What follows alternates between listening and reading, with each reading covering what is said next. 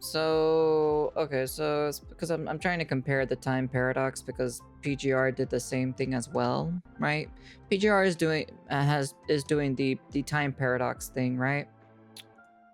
The one thing that I personally dislike about this is that they're doing this shit way too fucking soon, in my personal opinion. They definitely did this shit like way too early. Compared to PGR, where PGR had more time to cook in their time paradox thing, right?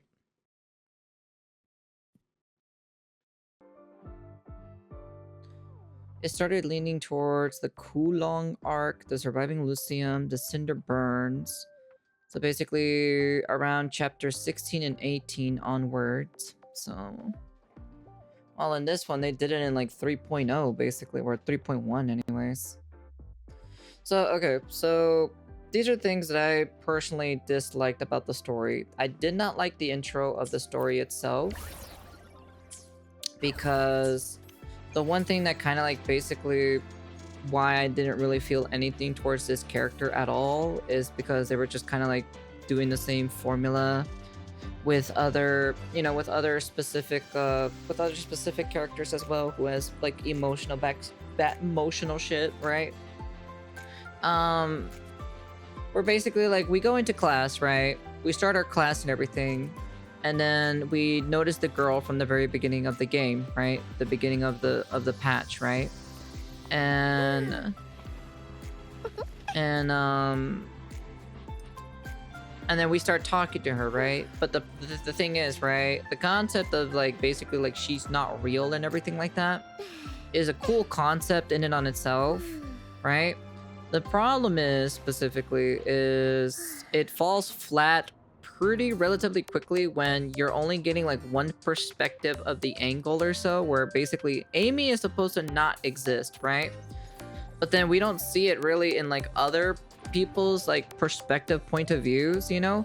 Only that one specific time that we saw it, it was only the one time, and then it just never brought up ever again, you know? Because it just really didn't matter, because even if we saw Luke coming towards us, or if we saw some other characters or whatnot, right, she would still be there basically, you know? It would have been nice if we saw the rover kind of talking into thin air basically, you know, just talking into thin air, nobody there, but from a different perspective angle, instead of it just instead of it just be oh, she's there all the time, 24/7. So it just kind of loses the moment or so, you know. It would have been nice, the problem is just because that's the issue, right? She doesn't exist, right? She doesn't exist specifically, and then after that specific bit or so, it starts getting to this dark undertone about her specifically, you know, and how and it's we're supposed to feel sorry for this character, we're supposed to be, we're supposed to feel sad or so and everything, but I'm I just barely know you, not even that long ago, and you're already dumping all of this shit on me already, and it just kind of it's the same shit as every other of the other past female characters, where they do the same shit again, and it's just kind of it's just like I said specifically, the one that does it better with the whole invisible girl, that she is dead and nobody can see her, but only the main protagonist in the specific story, is Anohana. I will bring it up every single time because Anohana is the best reference to bring this up every single time. They do it how they did it specifically was a lot better compared to this in many aspects. And then, oh, dude, I don't know, man. It just kind of,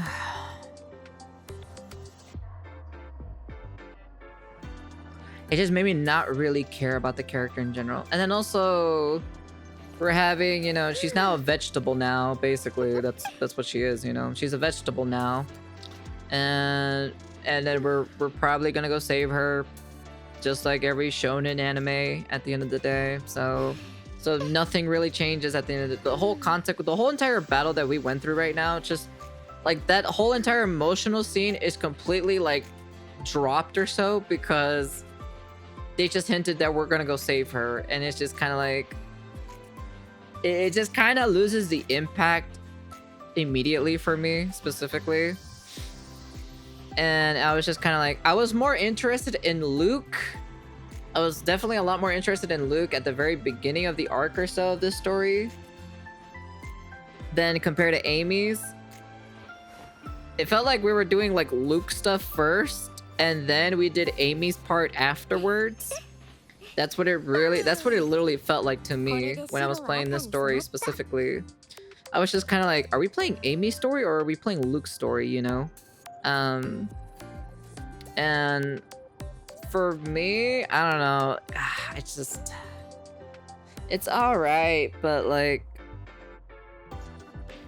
it's just, and then they were just like, and then basically, and then when we get to the like the climax or the part or so, where basically like, you know, she's basically saying like, oh, you know, the actual Striders, you know, come from your homeland and all this other shit, and you brought the Sentinels over here specifically, you know, but then apparently some of the Sentinels didn't arrive into over here and everything like that.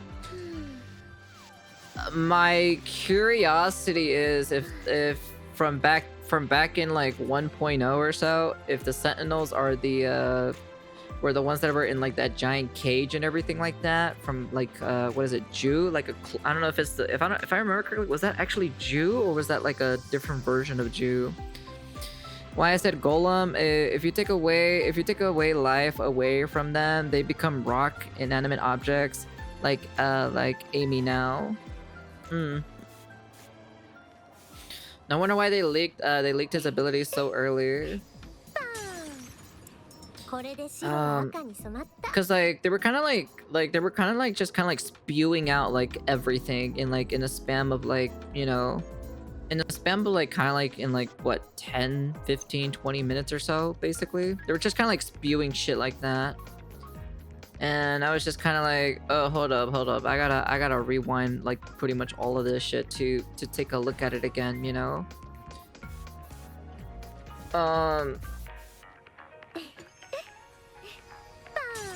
But then we've kind of like find out that it's like, you know, I spill all the lore they built up since 1.0. I don't know. It's all right. But I'm probably gonna give this like for story wise specifically, just story in general, right? Just like the story in general specifically for this. It's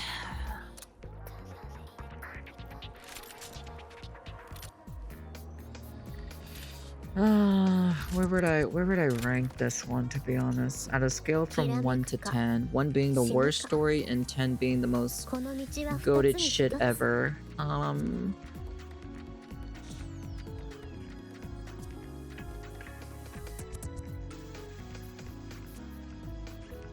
It just definitely felt like there was a lot more exposition, a lot more lore dumping in general, you know? About the rover itself, and then, you know, explaining about the past and like their past and everything, and what Amy basically saw, you know, and what Rover doesn't know and everything. Below 5 at least? I don't think it's that bad in my personal opinion. I don't think it's a 5 or so. I think Frovolova is like, you know, 5 or below in my personal opinion, so...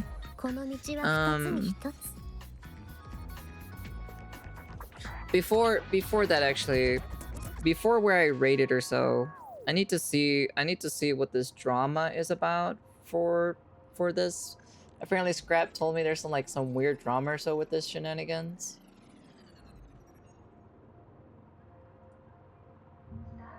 Let me take a look at this real quick. It looks like... Let me take a look at this. What is this all about?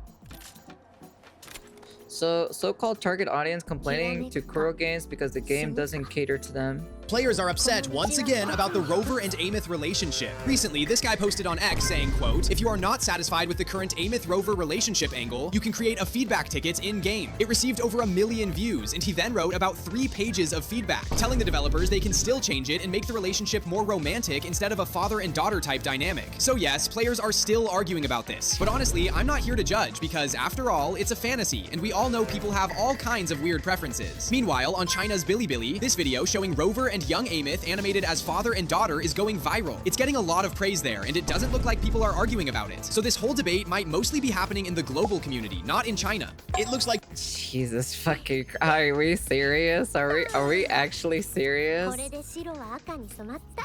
This is what happened. This is literally what happens when you made every other past story glazing the character for like this romantic thing or so, and then now you have like one specific character who is not doing that, and then people are getting pissed about it. You need to see Gacha Smack's taste. If you have a snippet of it, I don't want to see the entire thing. See how you present the story and lore matter. Don't dump it down, cause it's fine it's fine to have Easter eggs or people to think again and rewatch events happen. However, the story, the character still has to be good, in my opinion. Wuwa and to some degree, PGR needs to have a balance of good personal stories and world building. I don't think they will have like some degree to PGR, because PGR didn't do the time paradox until like way later, like way later in, you know, in the game itself. And then they leaned on it a little bit more, like, you know, what, after? So let me see. So it began deviling heavily on the time paradox loops, timeline manipulation during the Nami Starfare chapter. And then it became more prominent in chapter 30 and 33. So, but then like, so it began like starting to appear so in like chapter 16 and 18, kind of like hinting towards it, right? I assume that's basically what it is.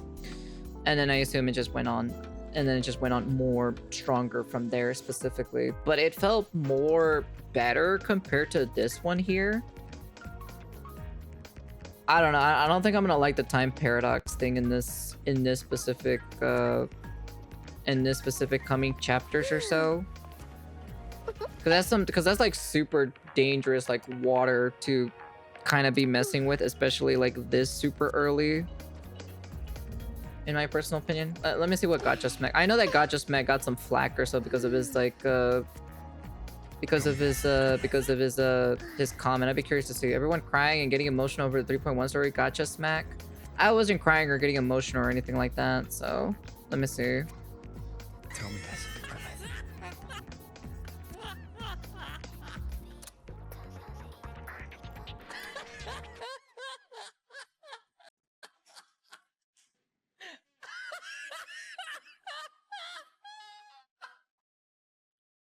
Mm-hmm.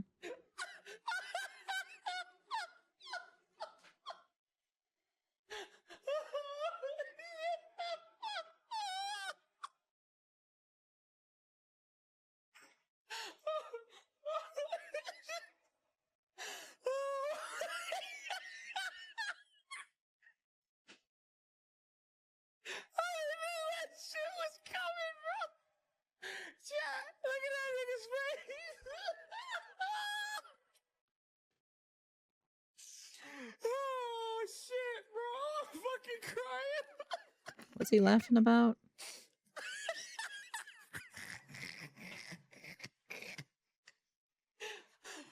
I'm fucking crying, bro. Oh, I'm fucking crying, bro. I'll take a look at it. Ah, shit. Oh, I'm fucking crying, bro. Oh, let me get a drink of water. I knew. I knew that shit was coming. Oh, fuck, bro. Okay.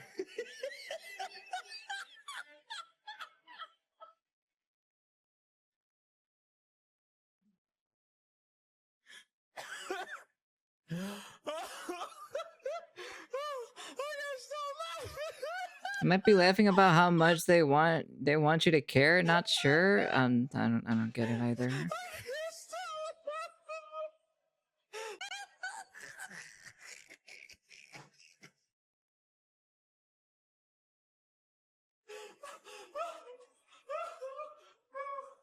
Oh my god.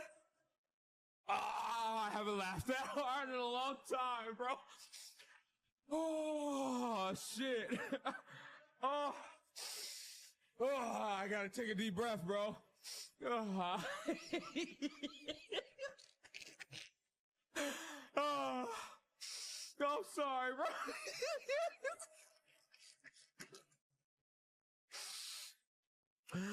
Oh, my fucking head hurts, bro. Shit, I just don't man. understand I what was he's laughing not about. trying to I'm so laugh that hard, confused. bro. Oh, I gotta just water, bro. Ah, I haven't laughed that hard in a long time, chat. I'll be honest. Woo! Woo! I'm serious, chat. First time in my career I've laughed that hard on stream. I've laughed a lot in my life, bro. And I've laughed harder, but on stream, I've never laughed that hard. I'm teary-eyed, bro. I was crying. When the business grabbed food and drink came back, Uncle still at the giving Joker. He said that the story is confusing. Of course it is. Is you're not attention paying. Laugh rat. Okay. Let me see here. Yeah, because I wasn't there playing it because I usually play the update until like way later. So let's see. So shocking. Not really. Not really. We all saw this coming. Gacha Smack doubled down, calling everyone fatherless and claims that the ungrateful children are the social norm. So 3.1 stories should be written the way for realism. Oh, what?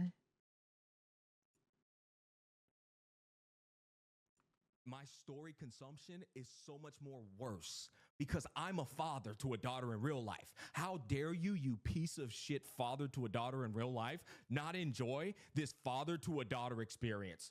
Wow, you pathetic scum of the fucking earth. What a little rat bastard you are.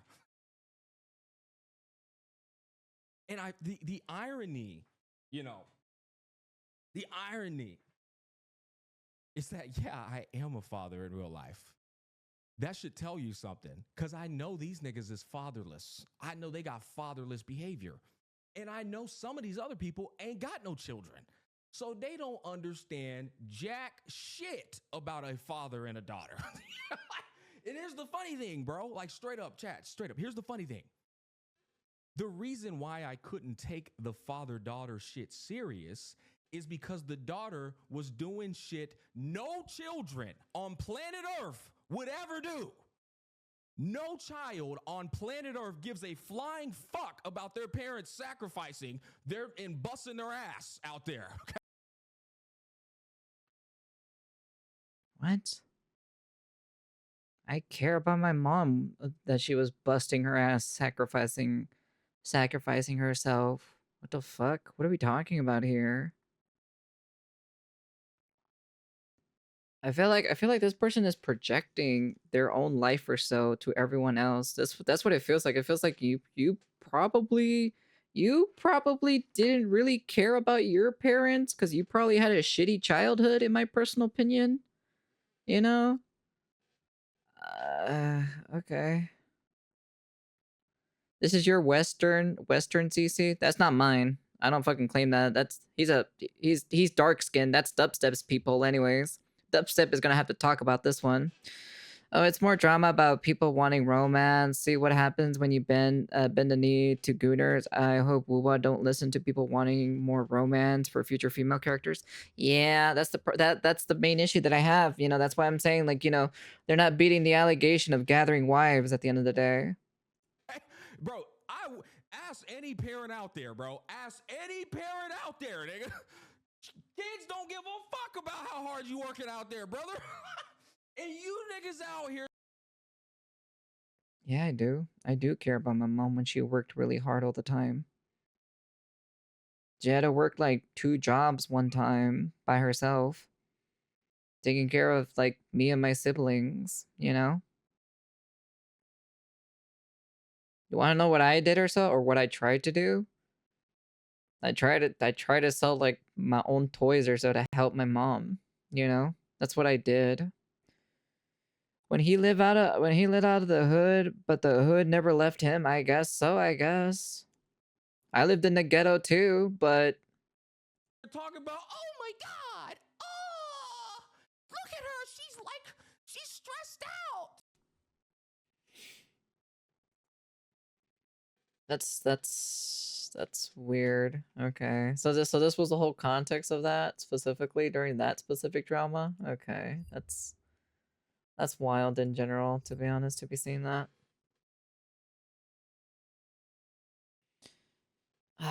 Okay, so I'm not nah, I think he's right about Gen Alpha or the YNS. Man should have been clear if he is talking about YNS. I don't know about that one, Chief. I don't think I'm a huge fan of the paradox, the time paradox intergalactic thing in this specific update. I'm personally not a huge fan of it, just because I personally I think PGR just does it better or so.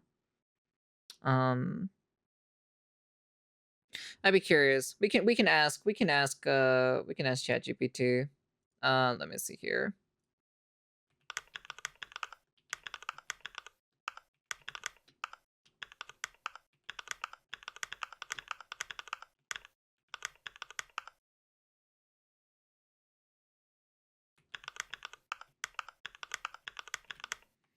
We can just ask, you know.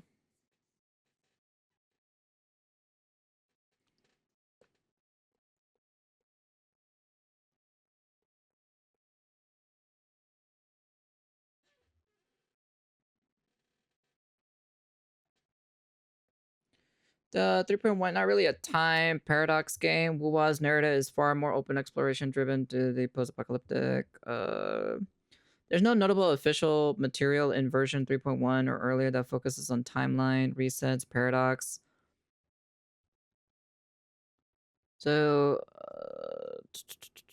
so there's no notable official material in 3.1 or earlier that focuses on timeline resets, paradoxes, loops, or time travel as a central mechanic or theme. The focus of the that's not what I'm looking for.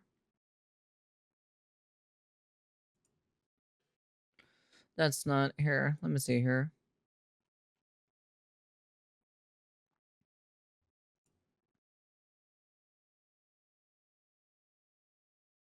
Because you just said this thing had like time and paradox theme. That's why. So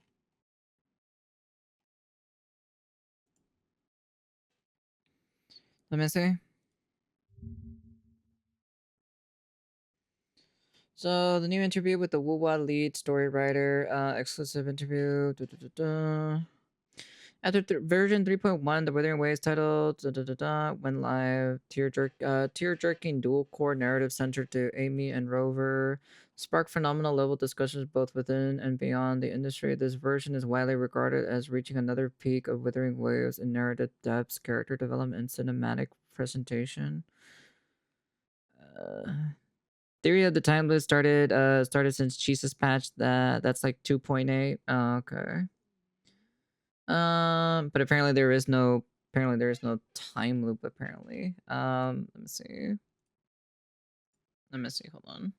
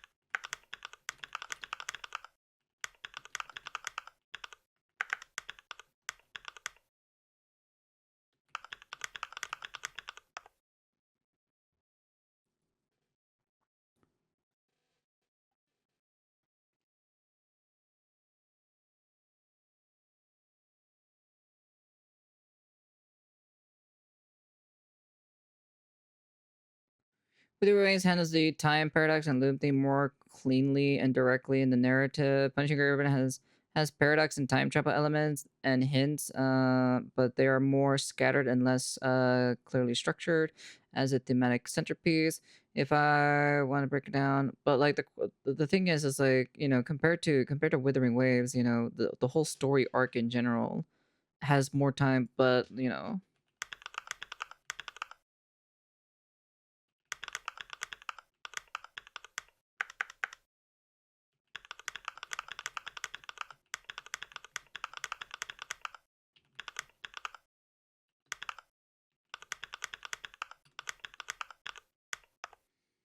That's my question. Near AAA experience, that is a wild statement. Yeah.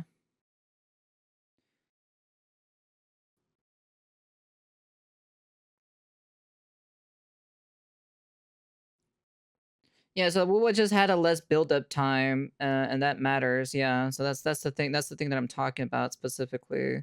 But here, the key distinction: the two differences is that who has more developed long-term time lore. Right now, PGR it had years. Who executed a clean paradox? Who actually did a clean paradox concept more tightly in one arc? Arguably Wuwa, because it centered the entire emotional payoff around the closed casual loop instead of the spreading of the concept thin. Think of it like this. So PGR is a multi-season sci-fi series slowly expanding the timeline cosmology. Wuthering Waves is one tightly written sci-fi movie with the presentation of loop. More time equals automatically better execution. It means a broader scope. Since you've been deep in the Wuwa story discussion lately, are you asking because you felt 3.1 was rushed compared to PGR so raw, or are you weighing which one handled the payoff more better? A little bit, bit of both. A bit of both, to be honest. There is lube. That's why when we enter the Laho and we see him as saved us, but then we asked about Amith. Yeah, of course, I already know about that. She said she doesn't remember. Yeah, I remember that specifically. Saving us, but then later we see her saving the rover in 3.0 again, seen again. Yeah, yeah, I saw that specifically. You know. Um,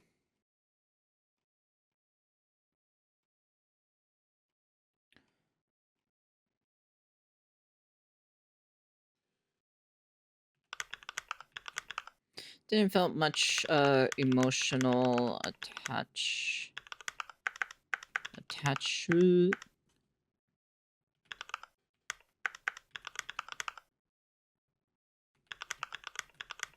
the character in Wuwa since the best comparison.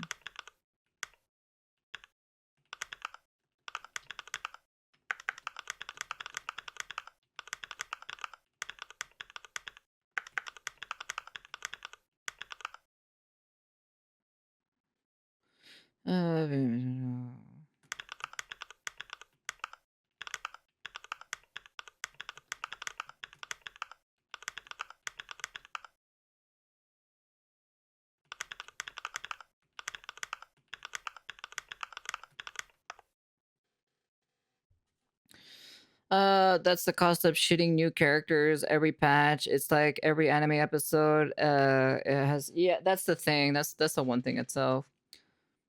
Yeah, they need to at most do only 2 characters, or if they have very important characters, have that character. Let me see.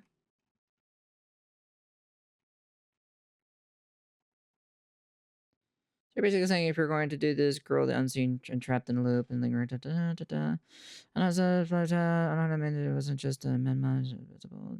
Spend time with the friend group dynamic.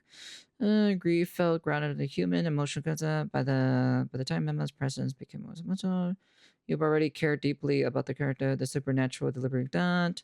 Now, that compared to with the lore heavy concept and philosophical thing, but emotional attachment requires time spending bonding, shared history, personal vulnerability on the screen. If it didn't feel much for her, that probably means the concept landed, but the character attachment didn't fully bake. And that's the key difference between the emotional tragedy of Anohana and the concept of the sci-fi tragedy in Withering Waves. Now, if we bring back Punishing Grey Raven tends to do it better with attachment because it gives constructs longer arcs and builds commander characters' bonds over time. The tragedy often feels earned through accumulated suffering. Even when it gets abstract, you usually already care about the cast.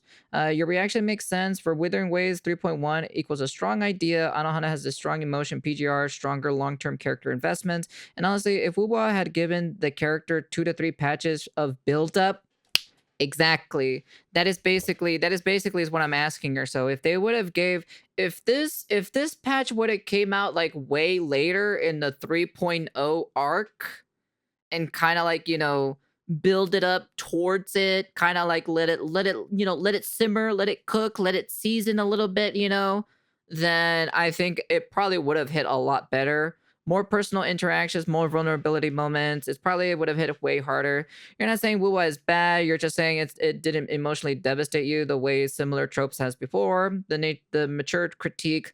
Let me ask you: Do you think you would have cared more if Rover had a deeper established bond with her before the loop reveal? Uh, Probably, to be honest. I don't know. We'll see, but that's the thing. The build up just falls flat every single time for this. That's the only reason why. So let me see here real quick. Distinctions from beyond the industry. This version is widely regarded, blah, blah, blah, blah. At the same time, positive discussions about the game's production capacity has increasingly entered the mainstream view. Many still remember that during the early public launch period, the story was once considered one of the game's most controversial weakness, blah, blah, blah, blah.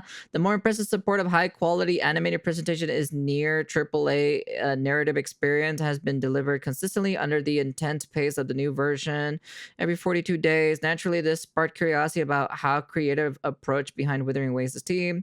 The contact of Goose Goose Goose, lead writer of the Withering Waves Kuro games, using version 3.1 as a starting point. We discussed Amy, the character who left the entire internet unable to move on, and explored the growth of the philosophy behind the writing team. Throughout the conversation, Goose rarely spoke about the pipeline or standards of macro terms, instead of repeatedly emphasize more nuanced creative understanding and words that are difficult to quantify feelings, resonance, and interesting. In an industry that often speaks in terms of industrialization, such warmth is uncommon, but for the team capable of telling Amy's story, these answers feel reassuring. Oh god, this is really long. Jesus. I'm gonna. So the interpretation of the development of 3.1 storyline and the digging into the past content in the community are quite interesting, but some may have gotten astray. Not the agenda.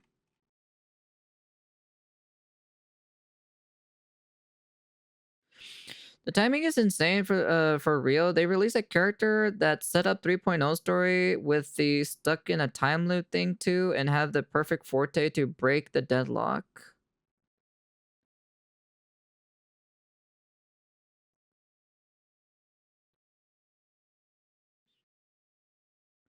Here, let me see here. So let me grab this real quick. Here, let me see here. Just so we can save us some time real quick.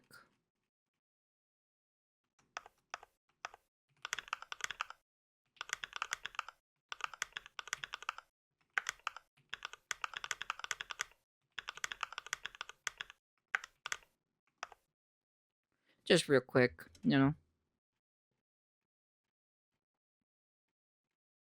So the final release, yeah, I already know. So the core creative philosophy. So emotions comes first. Goose repeatedly emphasizes that the emotion is the foundation of their storytelling, rather than focusing on complex logic or sci-fi mechanics. The team prioritizes how players feel in each moment. Oh, Jesus Christ. Even in heavy sci-fi concept, like the time loops and the paradoxes, they extract the emotional core: regret, family, longing, rather than over-explaining mechanics. The emotional centerpiece of 3.1 is family, which resonates universally and creates lasting aftershocks. So unified creative direction. Instead of a rigid pipeline, the team aligns around a shared emotional goal. Once everyone understands what players should feel, art and level design, cinematic, audio, and voice acting all move in the same direction. Oh, Jesus Christ. So Goose compares himself to a vegetable farmer, providing a narrative framework, the garden, while trusting each department to creatively grow within it. The character designs and philosophy. Amy's built around two pillars: social identity, student slash singer, a resonance ability, which is digital ghost. Her arc was constructed by asking why must it be her? What can only she accomplish? The emotional payoff was designed to feel organic, not forced. Cardathea, positioned as the center of Rinasita's conflict, her most powerful narrative choice was resisting her creator and choosing humanity. The rover treated as the most important character designed to grow across versions. Actions reflect players' emotions. If the player feels anger, rover acts. Well, I don't really feel any anger or anything like that. The viral lines were not pre-planned, golden quotes, but natural outcomes and accumulated growth. The story structure and long-term planning. Look ahead and look back. To avoid contradictions, future arcs are planned within the flexible framework. Past details are revisited and expanded. Old plot hooks are reused intentionally. Okay. This strengthens cohesion while maintaining adaptability. So they're basically like they're making shit up, but then they're going back or so and picking some parts or so where it was kind of left hanging or so, and kind of like patch it up or so, and kind of like make it like, oh no, we didn't forget, we did not really forget. Here you go. You know, so the wave-based story rhythm, the team uses a wave structure. Some versions are calmer transitions, other deliver emotional peaks like 3.1. This prevents burnout and sustains long-term anticipation. Game narrative versus film and books. Goose highlights a key difference. In games, players control the progress bar. Because players must actively advance the story's narrative quality depends on whether their participation feels meaningful. Confusion or forced logic hurts immersions more in games than its passive media. So the team's long-term goal, rather than chasing perfection, the team values continuous improvement, experimentation, emotional sincerity, and long-term growth. The hope players associate Withering Waves with long-term growth. The story purpose is to give players confidence that their time investment matters. I'm gonna be honest with you, my time is really not. It really does not matter to me. I feel like I'm wasting my time most of the time, to be honest. The characters care. The emotions are genuine. Not if the emotions are literally the centerpiece of the entire fucking story. It doesn't really feel very genuine, in my personal opinion. Big takeaway, the success of version 3.1 wasn't about bigger spectacles. It was about the emotional alignment across every department. By focusing on the resonance sincerity of the characters-driven storytelling, Withering Waves transforms its narrative from a former weakness into one of the strongest defining strength while maintaining a demanding of 42 days update cycle. Interesting. Right.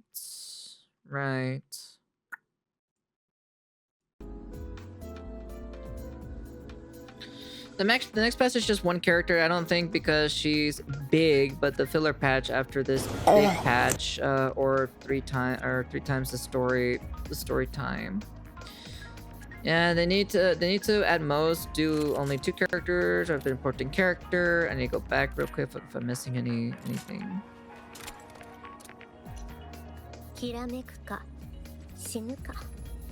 Okay. They really tried really hard to like make you feel like emotions for the character itself. I'll be honest with you, I really don't. I don't feel any emotions for this character specifically. Just because, you know, like I said, all the patches just don't feel very interconnected. Like 3.0 was like its own thing, and then 3.1 was its own thing, you know? I'm like, it would have been nice to see, like, you know, maybe Amy show up in 3.0, maybe at a distance or something. Like what Dubstep specifically said or so, like maybe like she was like standing at like some kind of mountain or something looking at her and everything. And then, you know, and the rover looks back, but then there's nobody there. So, you know, like I feel like they definitely like shot their shot a little bit early with this one specifically. They could have just waited until like later on in the 3.0 arc itself to kind of do something like this, and then have the second part be like, oh, we're gonna go save her, you know, or whatever, you know, or like maybe like the next update or something like that. Maybe just have it in the mid part of 3.0 arc to build up towards Amy, because, you know, at the end of the day, Amy is supposed to be the poster child, right? You know, I assume, right? I assume Amy is supposed to be the poster child for at least for the 3.0 arc anyways. And it just doesn't really feel that way personally. It's just kind of like, it's just some other girl. It's just like, here's the new character, start feeling emotions, but it's just kind of like, I'm just kind of like, I really don't feel any emotions, because like it didn't really gradually build up to it, you know. That's the problem. It didn't really like gradually build up to the point where now we get to see Amy now in like in full force, and then all the shit that we remember from like the previous stuff and everything, it all starts to line up and everything, you know. And it's just kind of like, oh, okay, that's pretty cool, you know. But it's like I said, they have many cool set pieces in this game, but it just all falls flat at the end of the day, you know. That's just the thing. The thing is, how long we're gonna take to save her? Don't ask me, ask the developers, because remember, right, they center about the emotion or so, right? So each patch is centered on emotions, like how are they feeling, how should the players be feeling in this specific patch. That's basically is what they're going for. It's not really like a story, like an actual story. It's basically like, how do we make the players, how should we make the players feel in this patch? That's basically is how they're going with the concept of the story of Withering Waves. And it's just kind of like, that's why for me specifically, it just feels like the story will just never evolve and never mature. I'm betting past 4.0. That would be pretty funny though. But yeah, overall, you know, it's just kind of like, the problem is like they're not really building a story, they're building an emotional like tear jerker is what they're basically doing. They're not really building a story, they're just building emotion. That's it, to get you like feel emotional in that specific update. But if all of them feel the same, like they all feel the same, they all have this like very formulated kind of type of way how they're doing their storytelling, and it's just kind of like the emotions just don't hit properly. Like they really do not hit at all. That's the problem in general. If that's how they're seeing Withering Waves in general, I'm just not gonna be carrying almost like every single story at this point, you know. Like at this point it's just kind of like clears to me that, like, you know, I'm not gonna care for any of the characters, because you didn't give them enough time to like build up towards it, you know. It would have been nice if the Amy story would have been a little bit more later in the 3.0 arc. And then you see Amy throughout the entire, like, you know, 3.0, 3.1, 3.2, maybe 3.3, and maybe she shows up in 3.4, you know, or whatever, you know. I'm just saying specifically. And then maybe at the final ending of the 3.0 arc, we save Amy and everything like that, you know, before we go into the new 4.0 patch, you know. But like it was just kind of like, you know, here's Amy, here's emotions, here's this, here's that, and then, you know, here's more emotions, care about our character, you know. And it's just kind of like, unfortunately, you know, the internet did spoil me for the, you know, the reveal or so of basically, you know, she's supposed to be the daughter of the rover, right? But adopted daughter anyways, not the real daughter. But you know, the internet kind of like spoiled that specifically. And even if I didn't know specifically that Amy is the daughter of Rover or so, it still kind of feels like, you know, so kind of feels like, that's about it.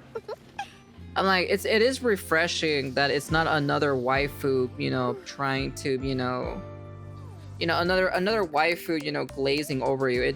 I'll give that a positive at least, that it doesn't even feel like it's another Ona hole basically, Because emotion sells. At the end of the day, it's still a gacha game. If they are so good at manipulator emotions, that means they know what they are doing. But profits first, story second. That's what I'm saying. Their story will just never be good. Like their storytelling will always fall flat every single time. That's the only reason why. And that's why I always got a problem with this specifically, I'm curious specifically on this. Let me see. Hold on.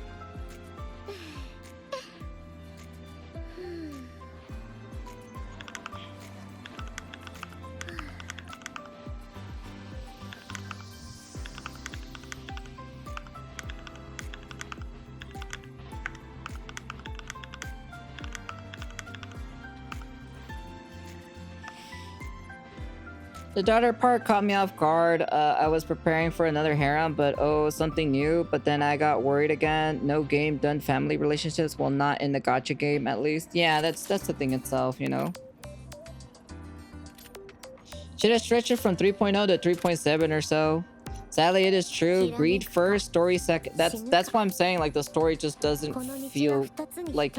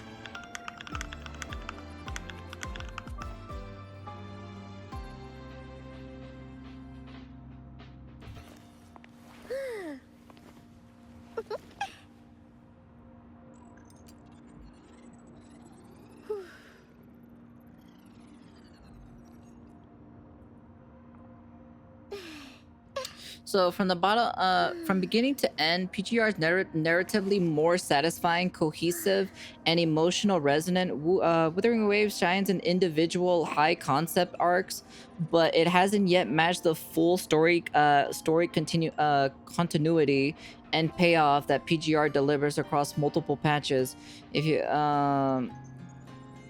If you want, I can make a patch-by-patch comparison to show where Wuwa feels disconnected versus PGR's seamless progression. Sure.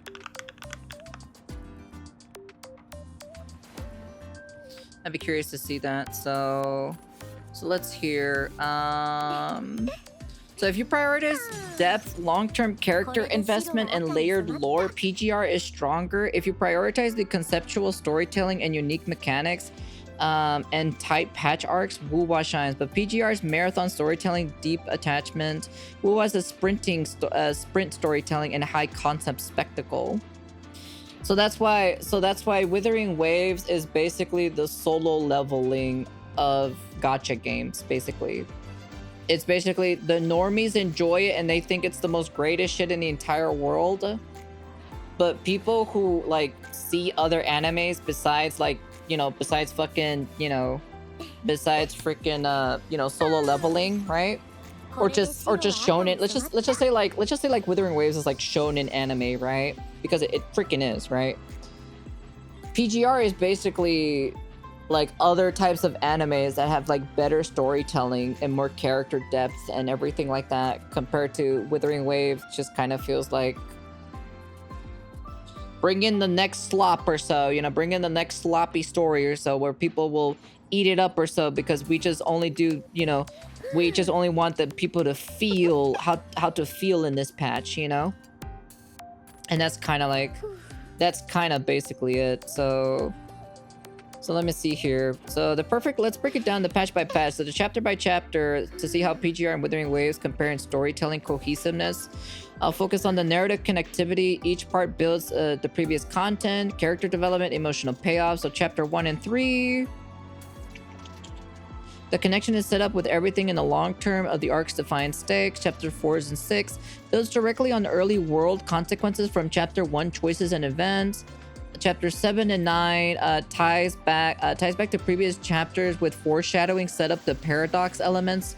Chapter 10 and 12, all previous setups pay off. The story events references all prior arcs. Post 12 and current patches, fully integrated callbacks and payoff throughout. While Wuthering Waves, the key story beats, the connection of previous patches. So 1.0 to 2.0 sits the world building in many mysterious left hanging. 3.0 links loosely to early patches. Some threads drop hints, but minimal payoff. 3.1 most self-contained reference older lore slightly. It's slightly in the older lore. And then 3.2, which is the latest one that'll be coming out, so it begins to try connecting patches, but still patch-based storytelling dominates, though. So the takeaway that the Wuba story is more patch-focused. Each patch delivers its own narrative punch, but the full story doesn't yet feel seamless. Emotional resonance depends on the individual patch, not the long-term arc. Visualizing the difference that PGR's patch and storylines arcs stack like bricks. Each build on the last. The final wall is cohesive epic. Wuwa's patch's storylines arc sits side by side like an island. Each is strong on its own. Final structure is impressive, but feels modular and not fully connected. So the conclusion of the long-term cohesiveness of PGR, every patch builds directly from the previous story, feels like one continuous saga.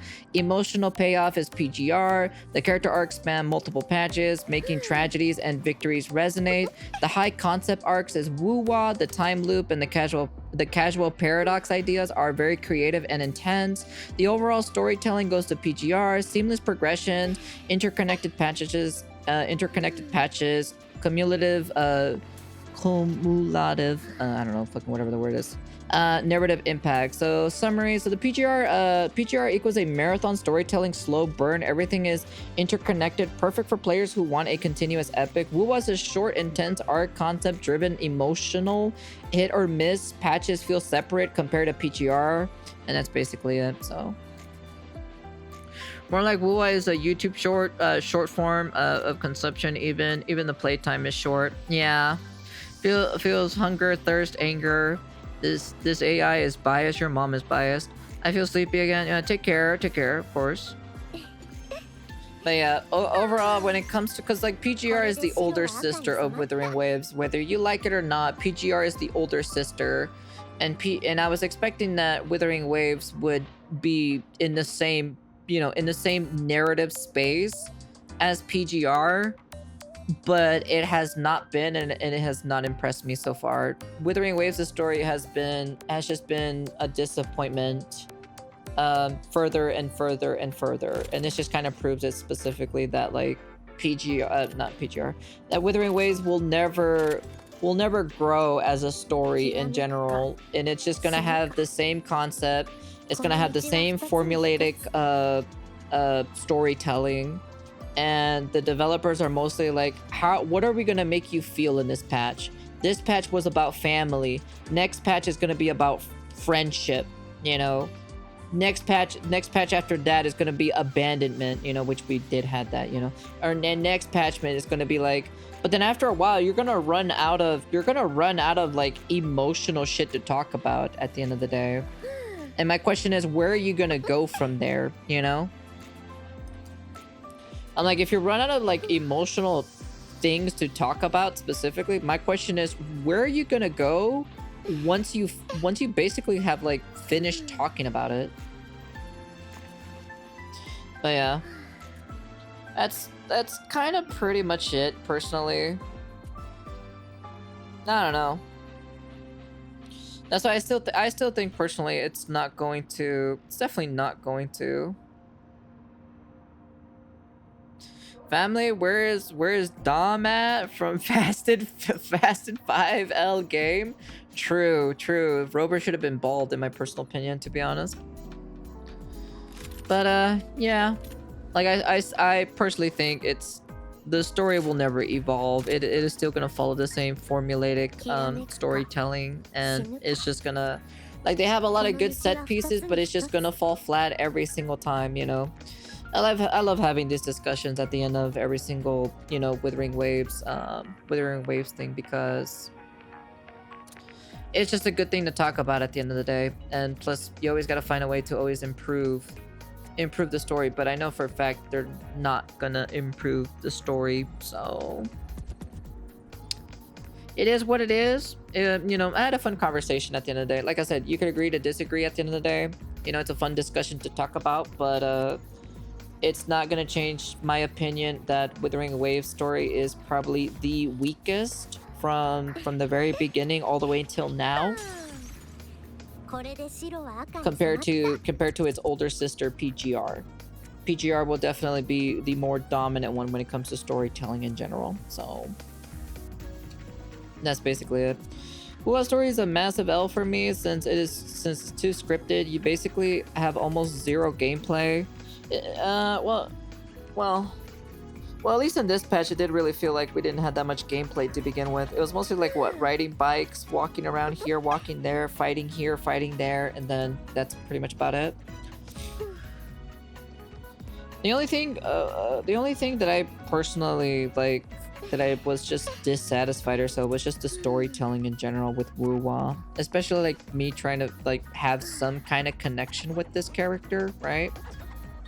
I'm like, I don't feel anything towards this character because it didn't really build up towards it to make it feel like the big grand reveal that, you know, you're technically the mother that you adopted this daughter, you know, to be your daughter, basically.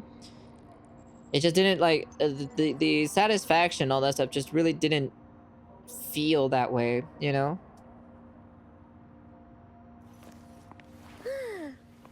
That's why I was just kind of like,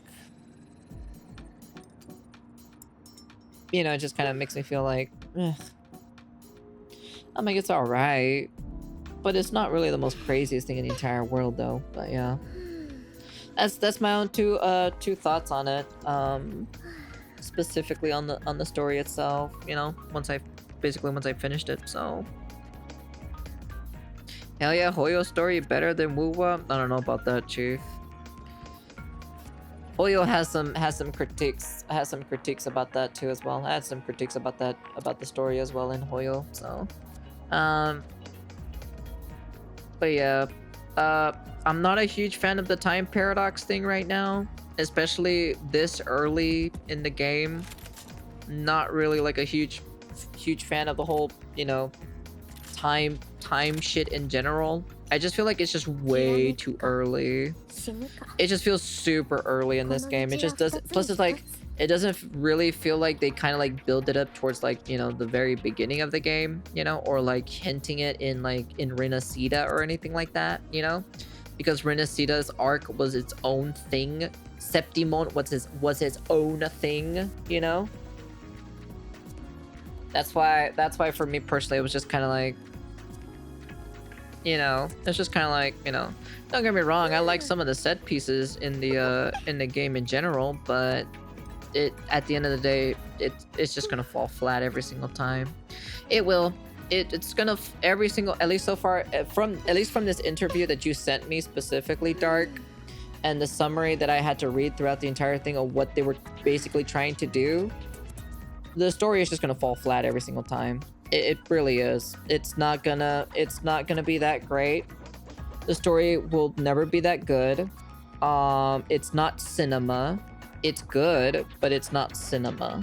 So, and that's basically my own 2 cents about this patch specifically. So, kind of sucks. It kind of sucks specifically that my, from this point moving on forward or so, after reading that specific interview, right? It just makes me feel like that Withering Waves will just never grow. Withering Waves will just never grow. So the introduction to Rinasita is still my personal favorite. That's basically it. So yeah, I don't know. I would have loved to see the old what is it, the script writing for the story, the original story. So yeah, I feel so kind of disappointed in my personal opinion after reading that, to be honest. So, but it is what it is at the end of the day. They do whatever they do at the end of the day. So it's making money. So it's working for them at the end of the day. It's just this gacha game is more for like the normies. It's definitely more for the normies, like normie people in general, the casual people, the tourist, basically.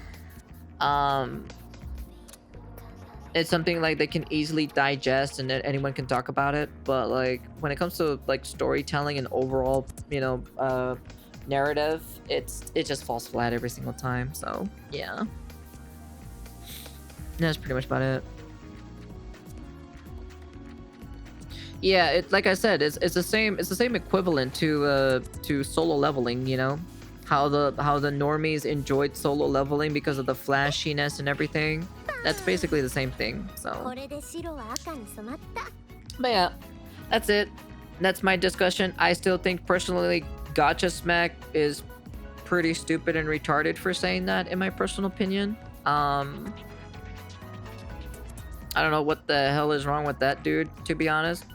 I think definitely he was projecting, I'll be honest with you. He was definitely projecting on people specifically. About like how like the kids don't care how much the parents sacrificed and everything like that. That's a little bit wild in my personal opinion. And that was like the most weirdest thing in general, but like, because I didn't laugh at that part or anything like that. I was just kind of like sitting down and listening to that specific part of the story in general. So oh yeah, no, because I rebutted his thing or so because like I cared for my mom when she was, when she had to work 2 jobs. And I started selling my own toys to help her out, I did things to try to see if I can find a way to earn money to help my mom. So I'm just saying. But yeah, that's pretty much it though. But he tripled down by saying playing female rover is better, but let's just leave it there.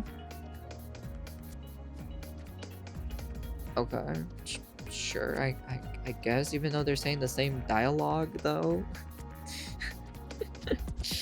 So what would you rate it out of 10 or so? Where would I rate this one out of 10? After this extra bit at the very end that literally is hinting towards that we're gonna save this girl, I was originally gonna give this a 7 out of 10, but then after learning that in general, it's a 6 out of 10 for me. So it is a 6 out of 10. The emotional scenes do not impact hard enough. Some of the set pieces were really nice in general. Let's see, what else do we have?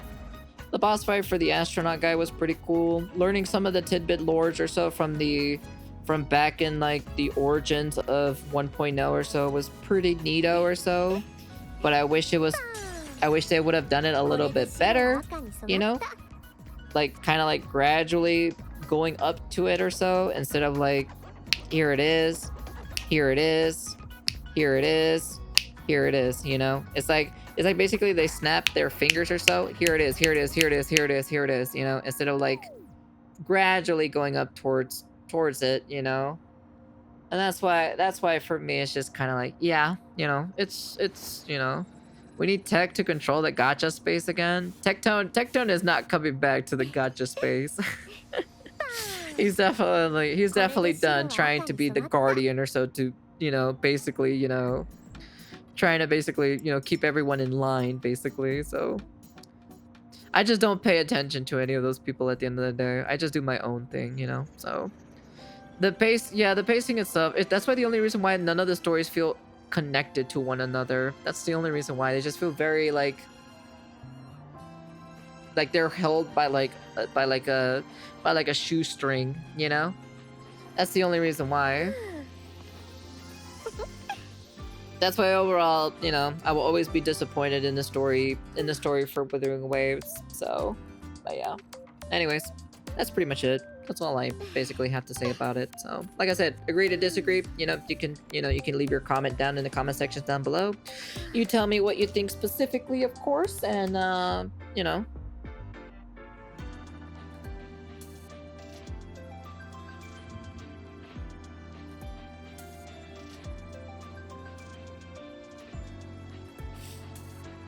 Well, they all like it because at the end of the day, they're all normies. You know, they're all normies. That's why. But yeah.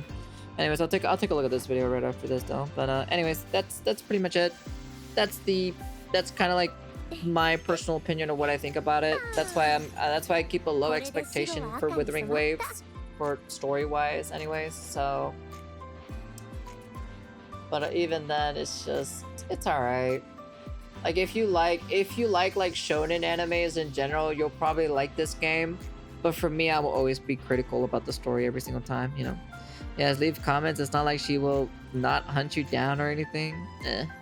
But yeah, that's the end of the video. Enough rambling, and peace.